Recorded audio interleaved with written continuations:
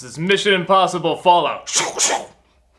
I was so disappointed because after all They of did those not trailers, make those sound there effects. was no whoosh whoosh sound effect. That's like my favorite part of that trailer was those dumbass sounds. But it was just so freaking cool. The song's not in there either. I mean, the dun dun is in there, but the song they play in all the trailers is in there. That's a great song. But aside from that, I liked that. I thought this was a lot of fun. It was actually Mission Impossible for the most part. Yeah, big super. Well, you see, here's the thing. I've only seen up to 3, and I've been trying to tell you they've been Mission Impossible for a while now. But you know what it is too, because I know you're right. Even from the trailers, I know you're right. But like after seeing 2, because we just reviewed. We just 2, came off of 2, and like we've seen that before and everything. But where that was just so obviously just Cruise. This movie and Cruise probably Control. Yeah, this movie and probably the past. I think very much prove Cruise is best when he's working off of other people. Oh, totally. His reactions to other people and the things they talk did about what a huge difference coming off of 2 and then going straight to this, because I haven't seen the other 2 since I saw them originally. Yeah. So I literally just before last week watched 2, and then basically we watched this, and it's like Tom Cruise with his freaking ridiculous long hair, like Billy Mitchell haircut. Yeah, his Billy Mitchell haircut, like kind of like part Rambo, running around with all the explosions and this and that. And then you look at this one where it's like he kind of fucks up, and it's a lot of fun to watch because he isn't perfect. And I hated Mission Impossible 2 because they tried to make him like this. It was almost beyond James Bond. It was just like absolutely went perfect. Everyone's always blown away by him. And this one still has it, and I'm wondering if you took Cruise out, would I not see this? But it still has a little bit of the ego boosting. I mean, not just doing the stunts, the stunts are cool. Can I remind you about what an awesome person Ethan Hunt is? Yeah, how perfect he is. And the little speech at the end and everything. Like, there are times where I'm just sort of like... But, again, I'm wondering how much of that is just from that it's Tom Cruise. Because he is literally putting his ass on the line for so many of these scenes. I mean, I'm sure they have on wires and shit, but it's still like, wow, for a lot of these stunts. And we saw it on IMAX.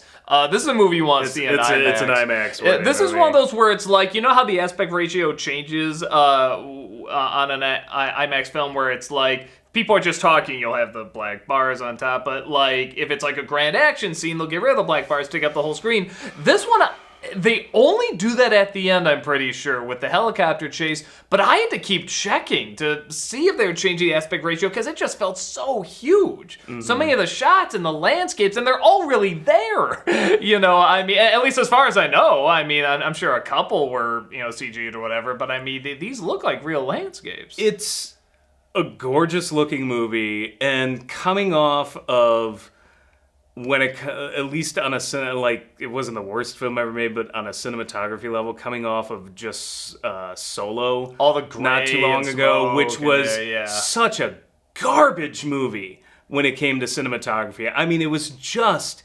terrible.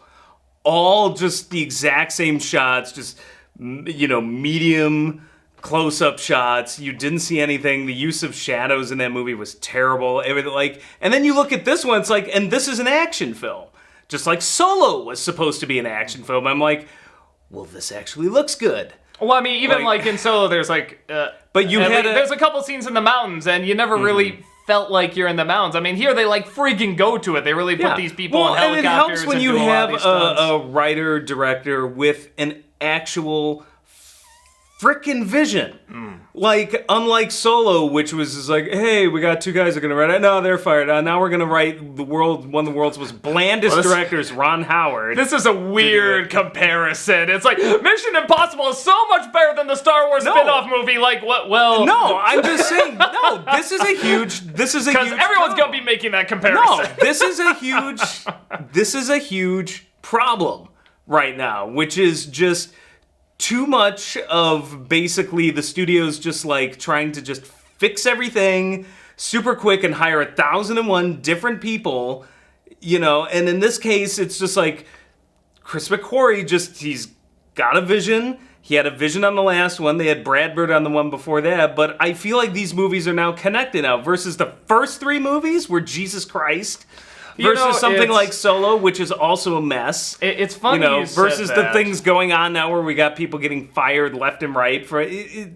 It's funny you said that because, like, I like this movie a lot. We both agreed on the way home. The one kind of huge disadvantage, it is really long. It is a long movie. If they cut out 20 minutes, it would have been perfect. Like, I would have just said, like, holy shit, I want to see this movie again, like, right now. But because it is so long, and they sort of throw in these other elements from the past two films, which, again, I haven't seen them, but I can't guess what they are. Oh, actually, even the past three films are thrown in this.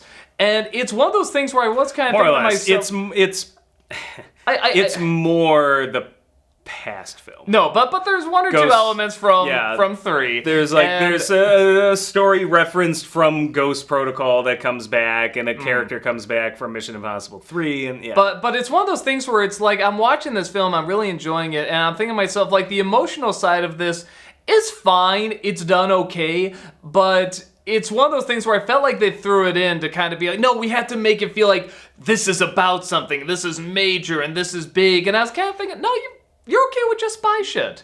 This is one of the few times where I would have liked this more if they did not throw in that one extra element from 3. Even though it's not terrible, it's not bad, it's just, I would have liked this film so much more if it only kept to just the double crosses and people trying to stay 12 steps ahead of the other person. I was and stuff okay like with it. I think Ving Rhames in particular gave it kind of a heart.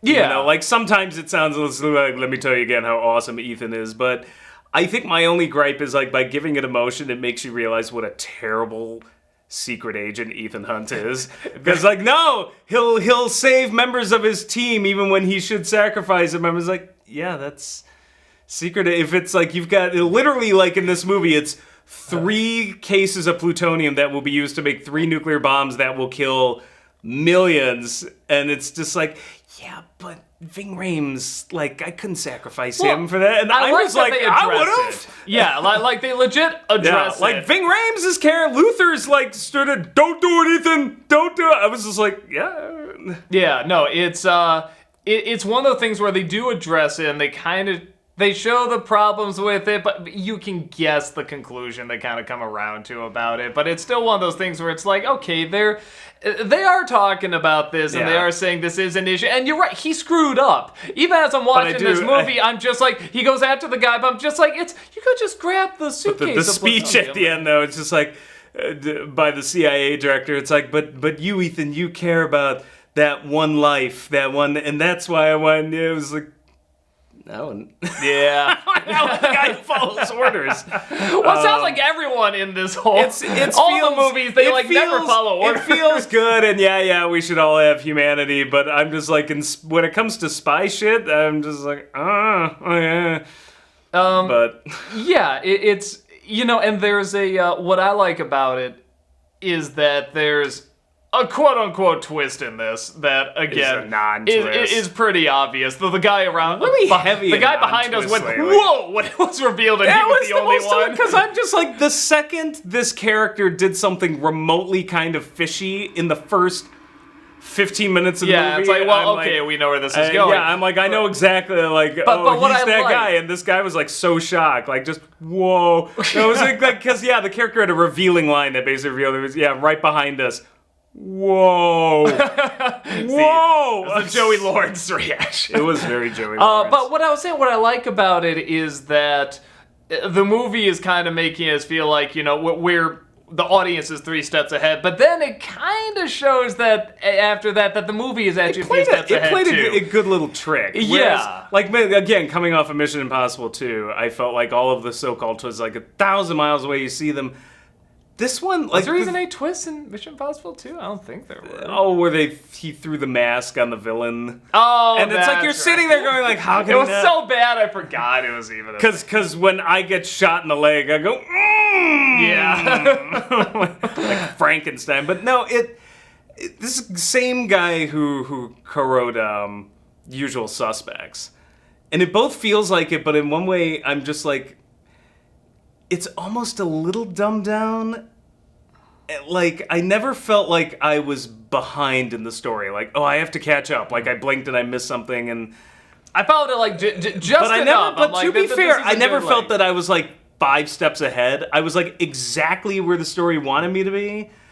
And in dumbing it down a little early on, it did like that one kind of twist they pull, like, did catch me a little, not the same twist we're talking, there's a different twist. Like, there was one little twist that kind of caught me by surprise. Yeah, no, I think I... Because I just thought, I'm like, oh, well, we're just doing this scene. And then I was like, oh, no. Because the movie kind of brought itself down to a level where I'm like, well, it's just, we're just going to go on autopilot to a certain degree, and there'll be fun action. But I was like, well, I remember like early on, I think you even said like early on, it's like, you know, he's not a good agent when you get down to it, and I was kind of agreeing, and then when it gets to this point, I'm like, you're right, he's really not a good agent, and then it shows what they're doing, it's like, oh, okay, like that was good, so you're right, sort of the dumbing it down a little bit sort of allows it where then it fools you, and they can actually do a few steps that you weren't thinking of,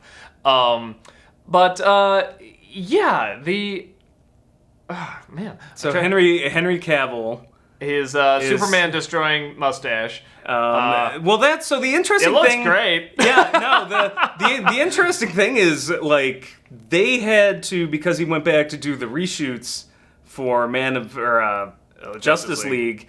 He had to shave, and they computer generated that mustache on for the Mission Impossible movie, and I can't unsee it. Just every time he's on frame, I'm like, there is that CGI mustache the whole time. No, I'm just joking. I'm like, how far you want to take this, man? I'll follow your lead. I would have gone all the way and just I would have killed to see the comments. They didn't CGI that mustache. What are you talking about? I would have gone to the fires of Mount Doom. We should have done it.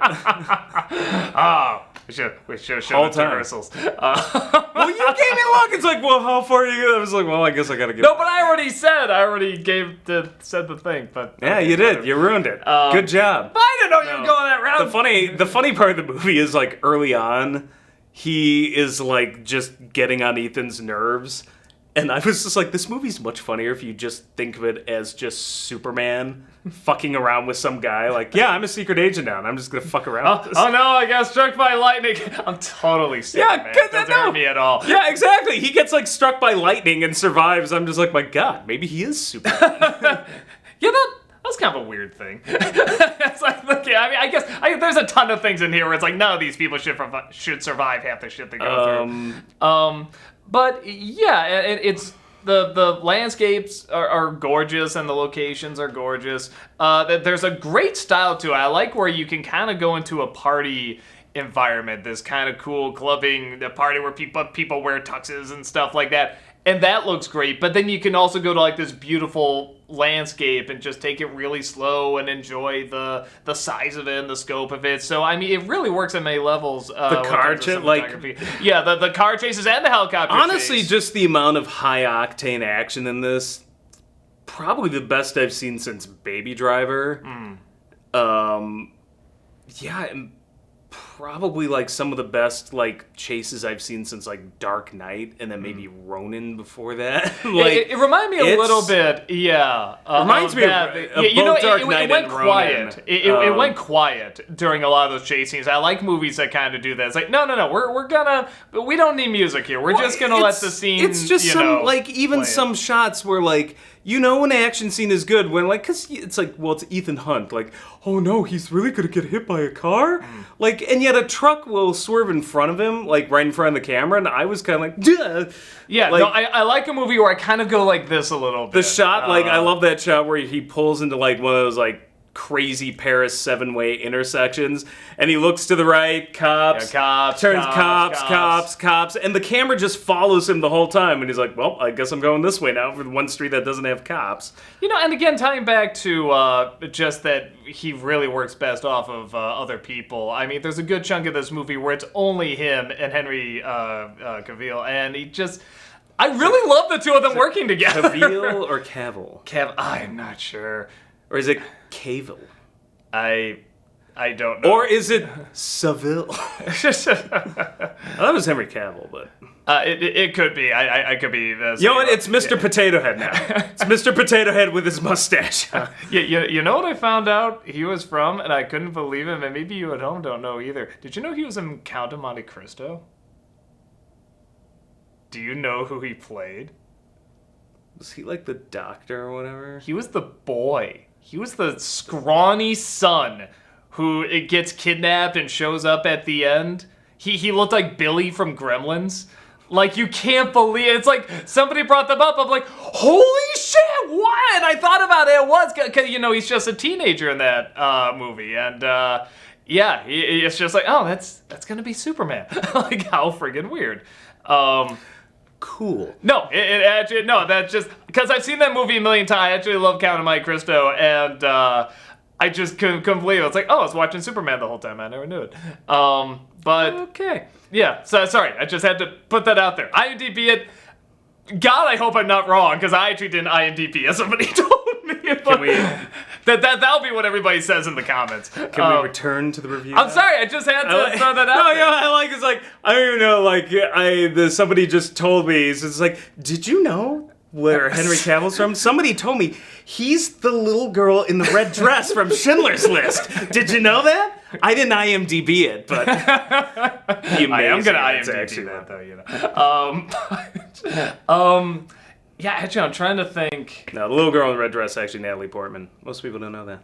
I didn't know that either. Did they CG out her mustache? No, well? She didn't have a mustache. Oh, okay. Yet. Okay.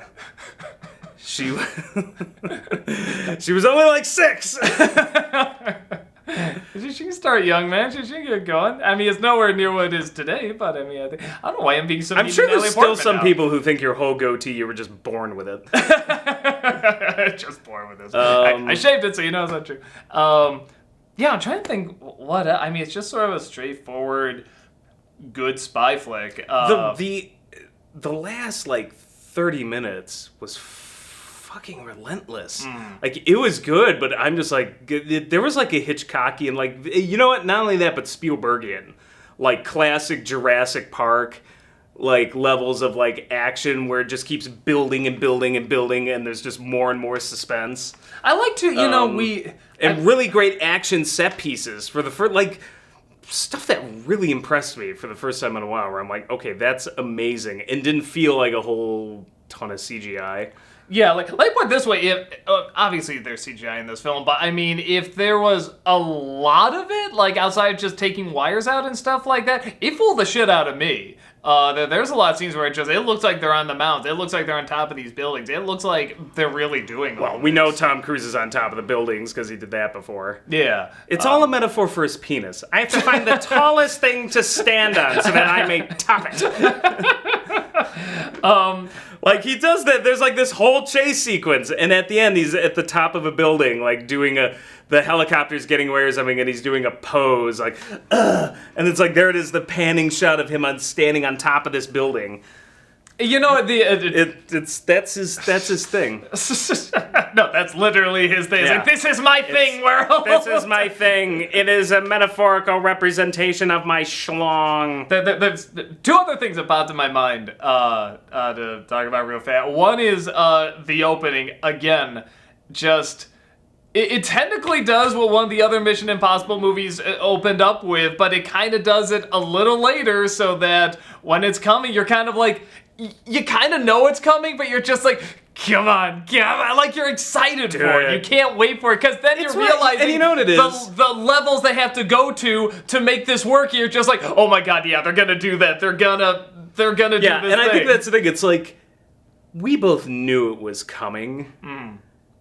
But it's like you're kind of almost excited for it. Like, that's what Mission Impossible is. Because when you see, like, the TV and who's on the TV and stuff, you're just like, oh, that's all, oh my god, this is gonna be great. Like, I can't wait for them to show it. And it's just something where you get this kind of giddy excitement. Damn it, ready to laugh at it. Betrayed again! But and then the other thing, again, just working off of how well it works off of other people, best line in this movie. Oh god, it's not even like a funny line, but it's just something where he's looking at the bad guy, you know, he's in a helicopter, it just goes, and they just look at you, and she goes, yeah, prick. It's just because you felt it, like, it's just like, oh, he's just so pissed at this guy. It's actually like childish. Yeah.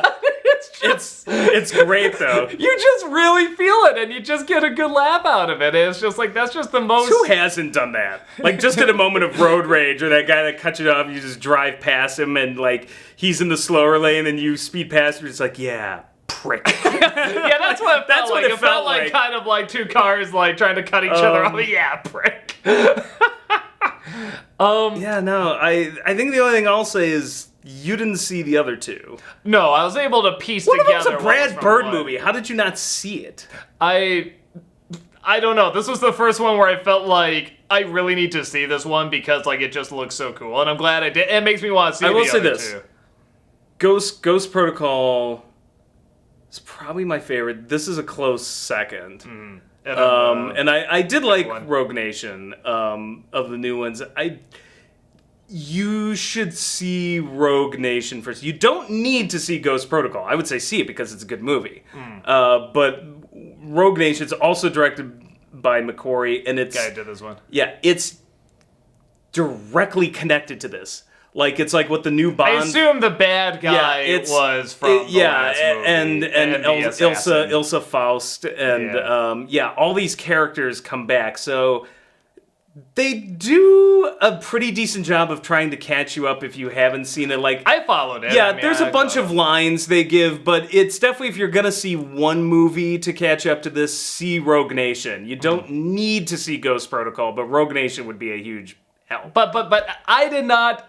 I pieced together something should have been from another movie, but they catch you up. Honestly, there's a scene where when they bring up the element from Mission Impossible 3, I didn't even know. I was just like, well, what? You know, he has the picture. It's like, well, what is that? And then they bring you up to date. So I like that because even though I saw 3, I didn't remember any of that. No, because 3 is a piece of shit film and it's the worst in the series. It's forgettably boring. Yeah, I don't remember a thing about it. Movie. And even that scene, again, we won't get into spoilers or anything, but there's a scene where it's like just the bad guy is revealing that he has the upper hand, and you can just have them talking, but no, it's the dude's in an elevator, Tom Cruise is hanging onto the elevator, I love that. And the dude gets out a gun ready to shoot, and he's just like, nah, I don't need to, and he shows the upper hand, and just walks away. And Tom Cruise is just hanging there. Just literally hanging there. And then they're just having a conversation while he's just hanging on the whole time.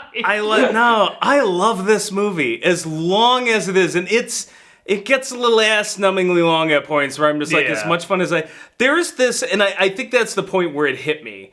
Where I'm just like, oh shit, this is long. Like, it's that scene, wasn't it? It's that one scene. The bad guy gets away in a helicopter from London after this big chase, and I'm just like, oh my god, this isn't even the finale yet. Like, we've got a whole third act after I would say, I thought it'd be wrapping of somehow getting to the finale with, like, the helicopters and stuff. It's like, no, we gotta do another location change, another element is thrown in. We have to have a few conversations before we get to that, and they're done well. I mean, they're not done bad, but it's not a movie where I'm like, it is offensively long. Like, I can't wait for this movie to end. But it is, I'm just like, that's my one gripe. But wouldn't have this been perfect if it was just like 20 minutes shorter? Trim 50, I'm not even sure I needed 20, just trim 15 minutes here or there, and I think it would have been great. Yeah. But it is really good. And if you can see it on IMAX, see it on IMAX. It's definitely worth the extra money. Like I said, just gorgeous looking, lot of fun. It's just a good spy flick, Every once in a while, you just need a really good spy flick, and that's what this is. So, definitely go check it out. I haven't seen all the movies he has. It's your second favorite? Yeah, I'd say I still got to go Ghost Protocol, but I mean, all three of the newer ones have been really solid. And if we're going with the first 3, I like the first one, which is the most like Mission Impossible. Yeah. And honestly, probably the order 1, 2, 3. I like 2 better than 3 because at least it has some crazy ass. It was so crazy. At least, you can enjoy that. The third one is just trash. Yeah. So, like, how do you waste Philip Seymour Hoffman? I don't remember hating the movie. I just remember being boring and like, like that. Just like, there was Philip Seymour Hoffman. Well, that sucked. I thought there's gotta be more with him It's like Philip Seymour Hoffman. It's Dusty from Twister is our villain, and I love Philip Seymour Hoffman, but I'm just like, I do not see him as a Mission Impossible villain. Oh, I do. I really wanted to see him as a bad guy, but they didn't do much with him. Literally just like, here's dumpy Philip Seymour Hoffman. It's just, he was just like, kind of like, here's frumpy Philip Seymour Hoffman. They did nothing with him or to him, or he just looked like, that creepy guy who's like trying to figure out like how to do he looks like a creepy tax guy, basically. Like a creepy accountant, and that was it. Yeah, like he makes like this big speech, I'm gonna find you, I'm gonna kill everything you love and everything, blah, blah, blah. And then he just kind of disappears, and he's going, hi, I'm here to kill the thing you love, and blah, blah, blah. And then it's like, okay, bye. And he just leaves out, just like, dude. It's literally the stapler guy from Office Space is your villain. That was and I'm like, again, Philip Seymour Hoffman. He would be an amazing Mission Impossible. I think he would have been better than what they did with Philip Seymour Hoffman. Mr. Hunt, I want my stapler. That's what it reminded me of. This is like that weird guy in the basement of your office building, like as your Superman. Villain. I so want this guy as a villain. I just want that to be the plot. Just some psychopath that you return my stapler. I don't have your stapler. No, I need the stapler. I blew up a building. What is this stapler? I will take everything you know and love dear, and until I get my stapler. I love this. Oh my god! The movie is like one long damsel in distress trope. Just everything about it was bottom of the barrel. The second one at least tried to be like insane goofy. Yeah, like third one was just like an average crappy Hollywood blockbuster. But yeah, we still have a main character with Cruise, but I like that they're getting back to what Mission Impossible is and was. It's a team going in to they've been doing that for 2 movies now. Yeah. Like, no. That's what I'm saying. I like that they're getting back to what they've now been doing for 2 movies previous to this. Yes, and we've had 3 movies where they didn't. That's what I'm saying. But now have these movies. You could say that about Ghost Protocol. It's like you just haven't seen them. I'm saying they're doing that now. That's what I'm saying. They're getting back to that. Okay. So that's we said they're getting back to it. They are back to it. It's there. Well, no, okay. Yes, it is now because we've had 3 of them, but we had 3 where they didn't. So you see? Okay, they're back to it. I'm sorry I didn't use the exact wordage. The first one, honestly, the first one. Where they kill off the team and then they kill off the team, but he has to kind of assemble a new team, and half of them are villains. But I thought the first one was kind of trying to subvert a little bit of Mission Impossible, also keeping some of the team aspect. Listen, Tom Cruise couldn't have gone in the first one and landed 1 inch above the floor without Ving Rhames shouting toast. So, but yeah, no, it reminds me of the show, and the key to the show was.